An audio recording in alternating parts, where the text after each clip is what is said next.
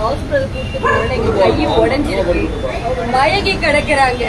Hospital கூப்பிட்டு போறேன்னு Stanley hospital GH தாண்டாங்க, ஸ்டான்லி தாண்டாங்க, ராயப்பேட்டை தாண்டாங்க, சுத்து கேஎம்சி கூப்பிட்டு போறேன், நீங்க கொண்டு வந்து இறக்கி விட்டுருக்காங்க.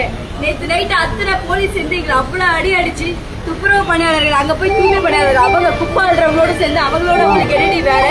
வீடியோ எடுப்பீங்களா, லைக் வாங்குவீங்களா?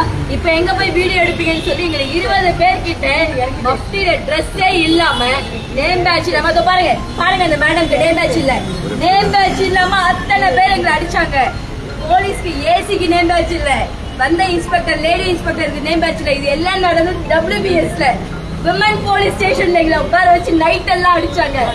சரி மேடம், இல்ல இப்ப ஹாஸ்பிட்டல் கூட்டிட்டு போறேன்னு சொல்லிட்டு ஏங்க வந்து கையை உடஞ்ச கையோட நீ உட்காரு இல்ல உள்ள உட்காரு. இல்ல ஒரு நிமிஷம், நீங்க ஹாஸ்பிட்டல் சொன்னீங்க, நீங்க அப்படியே உட்காரு உள்ள உட்காரு. இல்ல இறங்காதீங்க, உட்காருங்க. ஹாஸ்பிட்டல் சொன்னீங்க ஏங்க?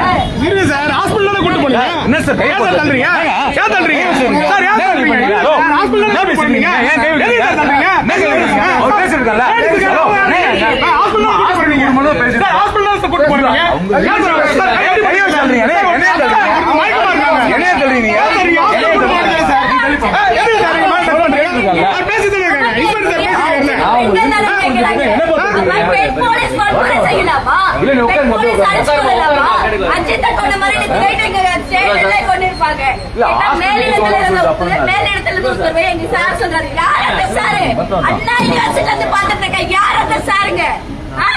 எப்ப பார்த்தாலும் மேலிடத்துல இருந்த உத்தரவிட எவன் சாரு காவல்துறை யார் கட்டுப்பாட்டத்துல இருக்கு?